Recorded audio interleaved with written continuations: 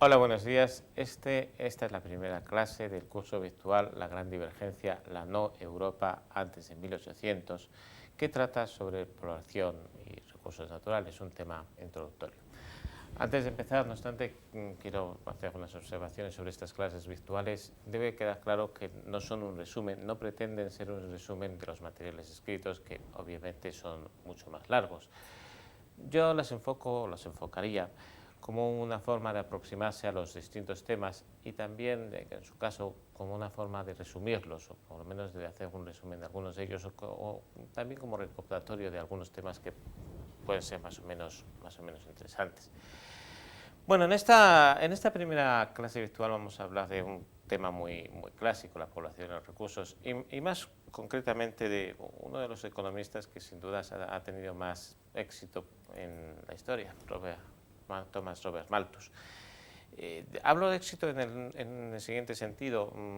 Otros economistas han creado escuelas y han sufrido los ataques de sus respectivos colegas.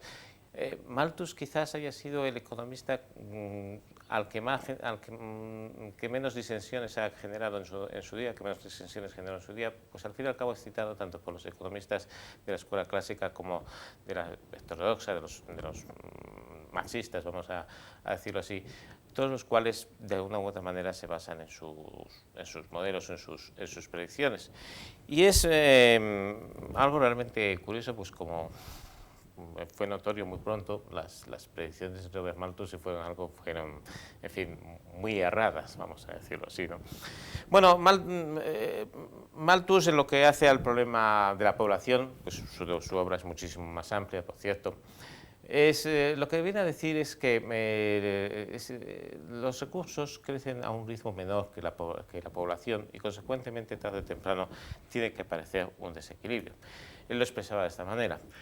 Suponía que la población tenía que tener un crecimiento geométrico y los recursos tenían que tener un crecimiento aritmético. Por tanto, en un determinado momento se sugería un gap, una abertura entre la población y los recursos, e inevitablemente se llegaría a una situación crítica. Claro, hay que advertir que en realidad Malthus tampoco explica muy bien por qué las cosas son así. Dice que, bueno, históricamente se demuestra que las cosas son así, pero la verdad es que tampoco da más allá de algunas cifras, de algunas estadísticas pasadas, tampoco da ningún argumento demasiado convincente. Y en sí mismo el argumento es, pues hombre, un poco llamativo, ¿no? Los recursos, ¿qué son, por ejemplo? Pues son trigo, vacas y bueno, ¿cuál es la tasa de crecimiento de los recursos en condiciones del trigo, por ejemplo, en condiciones óptimas? Pues sería una tasa geométrica, ¿no? De una espiga de trigo, al cabo de unos cuantos años se pueden obtener millones y millones de granos de trigo. Razonando al revés, bueno, ¿por qué los hombres, que al fin y al cabo no son más que animales, no se van a reproducir siguiendo una tasa aritmética, un crecimiento semejante al de las vacas? Más aún, digamos que su tasa de crecimiento geométrico sería menor que la tasa de crecimiento de otras plantas, de otros animales, y digamos que estarían igual de condicionados para no crecer a un ritmo espectacular. Uno podría pensar, en definitiva, que los argumentos que se emplean para suponer que los recursos crecen a un ritmo aritmético tendría que ser también aplicable a los seres humanos. En fin, la verdad es que no hay muchos argumentos para suponer que este modelo sea cierto.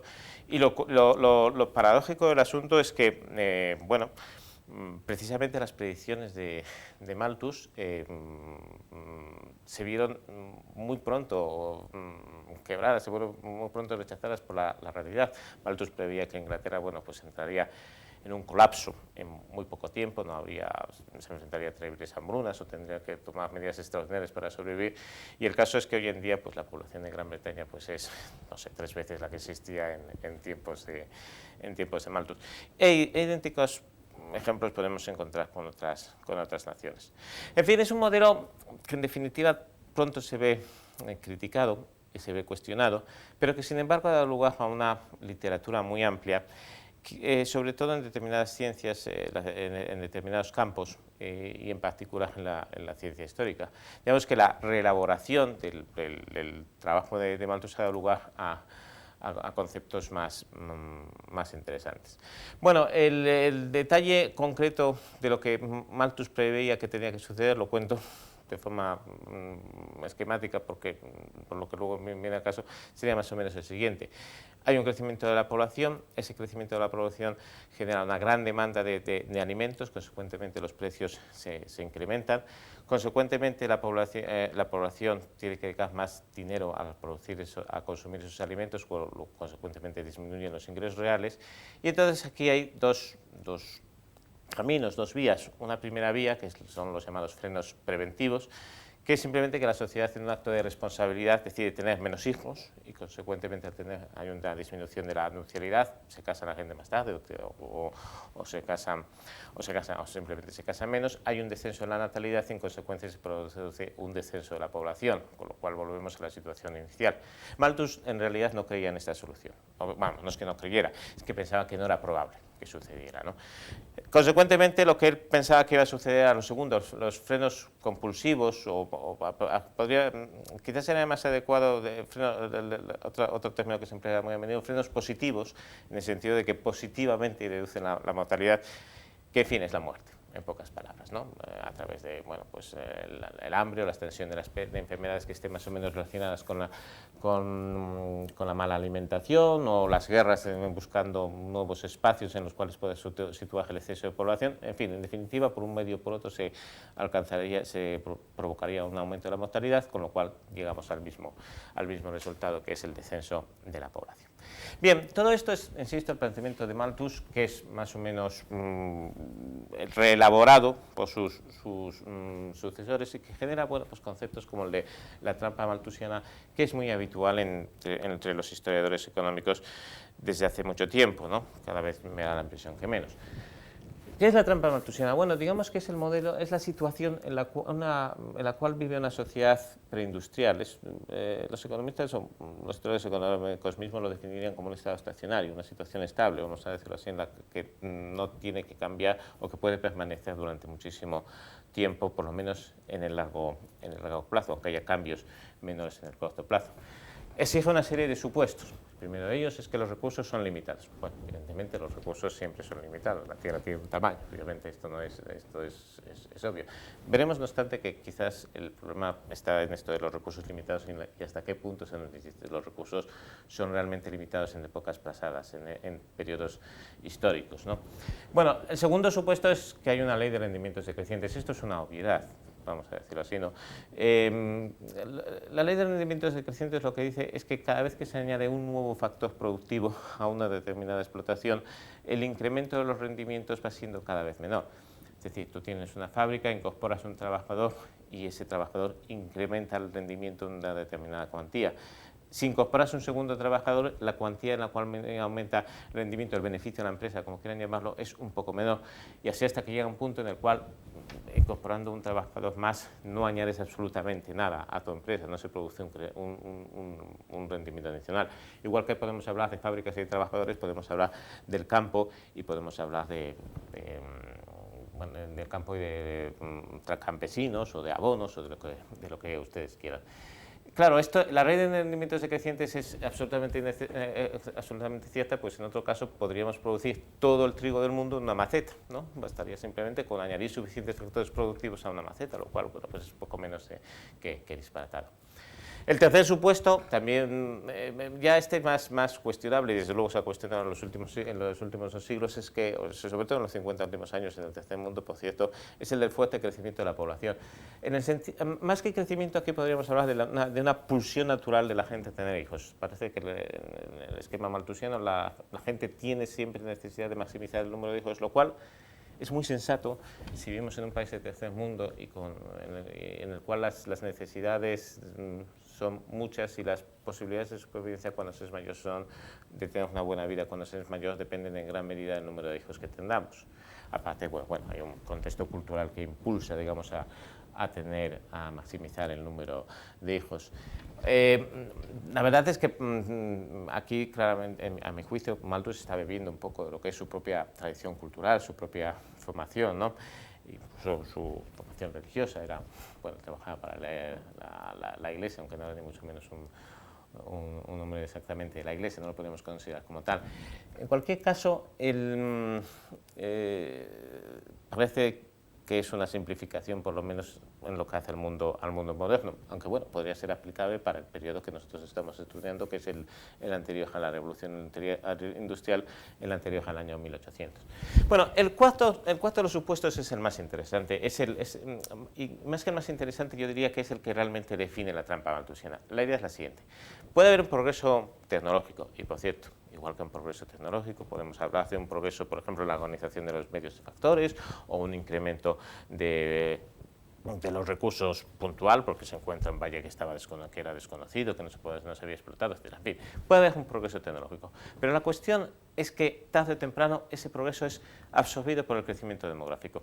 Crecimiento demográfico, que hemos dicho que es intenso, que hay una pulsión siempre a crecer, la población tiene una pulsión natural a crecer, absorbe tarde o temprano, y más bien temprano, rápidamente, todos los beneficios que se puedan derivar del progreso tecnológico. El crecimiento demográfico es algo así como un gran monstruo que devora todas aquellas posibilidades de expansión, de mejora que pueda tener la población.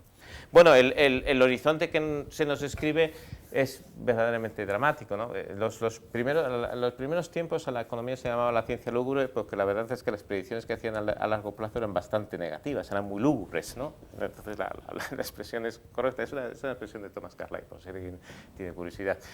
Y la idea que se desprende de todo esto es que el estado estacionario la trampa malthusiana, la situación en la cual vive la población es deprimente absolutamente, ¿no? La población vive pues, prácticamente en la miseria, ¿no? Las mejoras de productividad no permiten que se pueda alcanzar un nivel superior a la mera subsistencia, ¿no?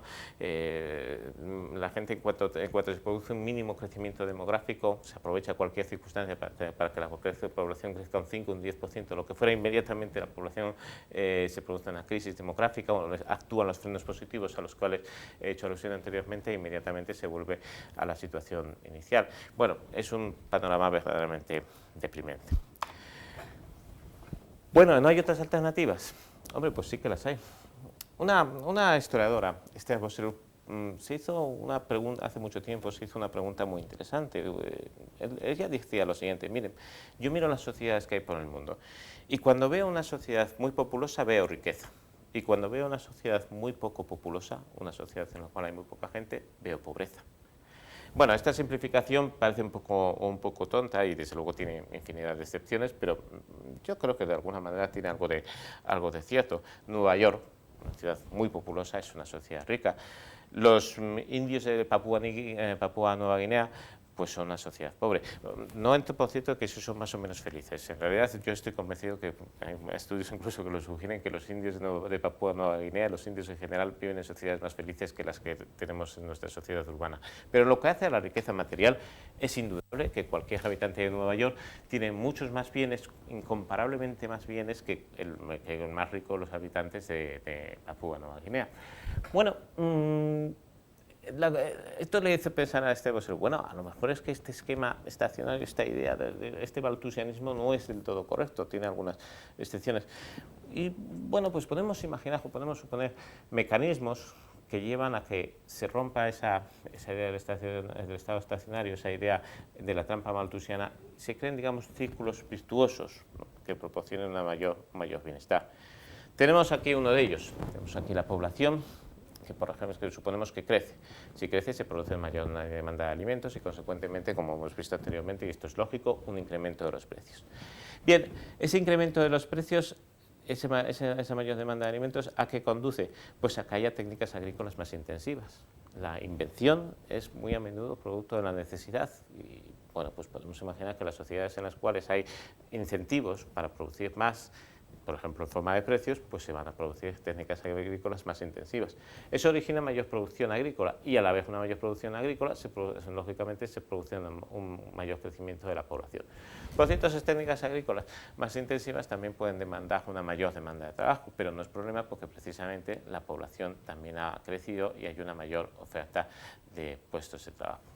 Bueno, es un esquema, es una especie de círculo virtuoso de alguna manera que rompe el esquema anterior, aunque claro, alguien podría objetar, bueno, todo esto es cierto en tanto en cuanto haya recursos suficientes para mantener esas técnicas agrícolas más intensivas o que no se hayan utilizado esas técnicas agrícolas todo lo intensivamente que se supone, ¿no? Bueno, iremos un poco más adelante sobre estos temas. Simplemente me interesa destacar que, bueno, se pueden plantear esquemas que no necesariamente son tan pesimistas y que además son, en cierto modo, se acercan más incluso a lo que históricamente tenemos oportunidad de ver. Y es que la idea del estado estacionario, la idea de la trampa malthusiana, la idea de que vivimos en una situación condenada a la miseria, pues no se corresponde exactamente a la realidad. Este curso trata del periodo anterior a 1800, es decir, anterior a la Revolución Industrial. Esto es importante por lo siguiente, no estamos hablando en ningún caso de técnicas agrícolas revolucionarias. Es más, donde hay técnicas agrícolas revolucionarias, antes de la Revolución Industrial, verdaderamente novedosas, es en una región del mundo, alrededor del Mar del Norte, Inglaterra, Holanda, los Países Bajos, quizás incluso algunas regiones de Alemania, que no es precisamente objeto de estudio, como tampoco es objeto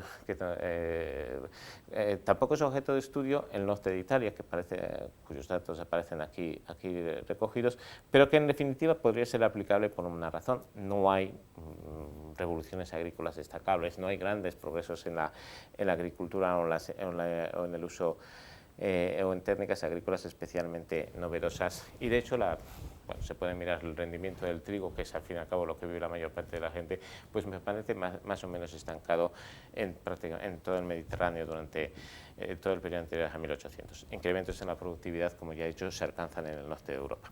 Bueno, ¿qué tenemos aquí? Tenemos la población de Italia entre 1300 y 1800. Como ven, hay un ligero crecimiento de 8 a 10 millones de habitantes, pero ese crecimiento se rompe en dos ocasiones, alrededor de los mediados del siglo XIV y alrededor de 1630 en el siglo XVII.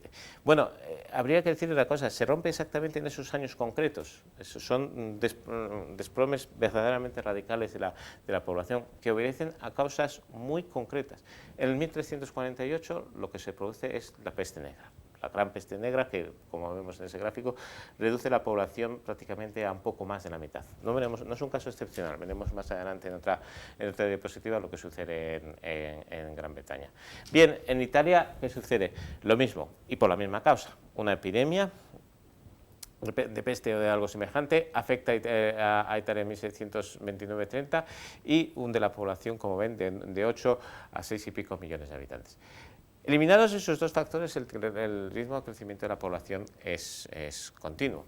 Pero esto que vemos en Italia no es algo excepcional. Estas son las cifras de China publicadas por el mayor especialista en población china antigua, quiero decir que existe actualmente Deng, y que se basan básicamente en los censos oficiales ajustados. Digamos que la línea correcta es la negra, con esos circulitos negros.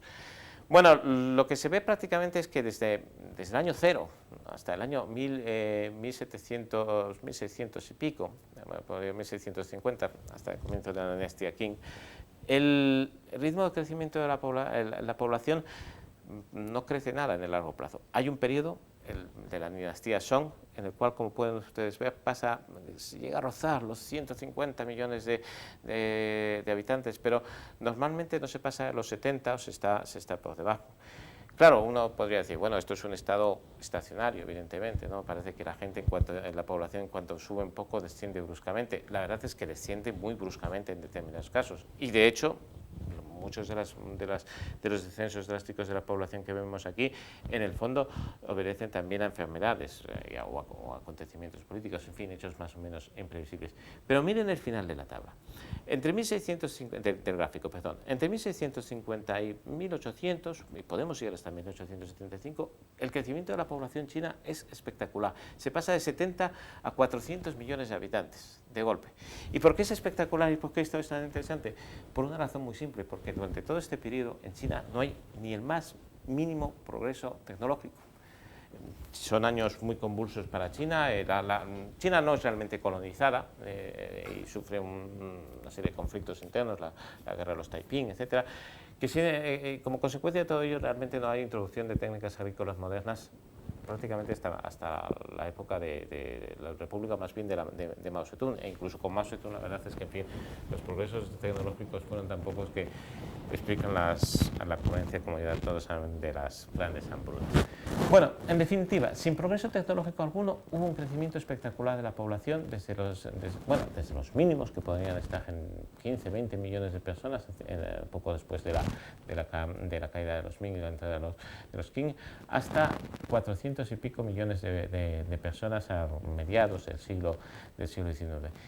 ¿Cómo se explica esto? Bueno, en parte se explica por la introducción de nuevos cultivos, sobre todo de maíz, pero es interesante que entran también cultivos que no son alimenticios. Por ejemplo, se cultiva mucho algodón, ¿no?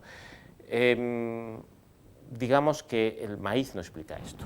El maíz o la patata, los nuevos cultivos no explican esto, pueden explicar un incremento de la población. ¿A qué obedece? Bueno, sencillamente que estamos en un marco institucional distinto del que existía anteriormente, un marco institucional en el cual hay, bueno, pues una organización mucho más razonable de la producción y sobre todo a la paz. La paz, como veremos en su momento, es muy importante. Pues la gran maldición de China son las guerras civiles y los conflictos internos que son verdaderamente destructivos. Bueno, ¿qué reflejan todas estas estadísticas? Básicamente es una crítica a la trampa malthusiana. Es decir, no es necesario que haya grandes o espectaculares o revolucionarios incrementos en la productividad, que haya grandes cambios tecnológicos para que la población crezca. Con modestos, con pequeños, con cambios tecnológicos o simplemente con mejoras en la organización de la población, con mejoras en la organización de la producción o con un marco institucional más estable, se pueden obtener crecimientos demográficos que son bastante importantes. En resumen, la idea un poco que trato de transmitir es que el esquema malthusiano quizás no sea correcto. La clave, como explico en los apuntes, y vamos a verlo enseguida en la siguiente clase, la clave del asunto, la clave de todo esto es que al fin y al cabo el mundo estaba muy poco poblado antes de 1800. ¿Por qué aparece? A ustedes no sé si les llama un poco la atención que Malthus aparezca a finales del siglo XVIII y comienzos del siglo XIX. Es que a nadie antes se le había ocurrido pensar que el exceso de población podría tener consecuencias dramáticas. Hombre, es una cosa muy obvia, ¿no? Digamos que es lo que uno hubiera pensado a priori. ¿Por qué Malthus aparece tan tardíamente? ¿Por qué el pensamiento de Malthus no aparece más que a comienzos del siglo XIX y en uno de los países más poblados del mundo? Bueno, la explicación es muy sencilla, porque antes de Malthus, en el periodo que nosotros vamos a contemplar, en general la población, el exceso de población, la presión demográfica no es tan importante porque hay recursos muy abundantes que, eso sí, no son adecuadamente explotados debido a problemas institucionales, a problemas de gobierno. Hay excepciones, veremos una de ellas, el caso de Japón, pero en general este es el esquema sobre el cual nos vamos a mover. En fin, todo esto es un tema estrictamente introductorio e iremos viendo cosas de estas a medida que vayamos viendo las distintas civilizaciones, las diferentes sociedades en las cuales se ocupa este curso virtual. Bueno, muchas gracias.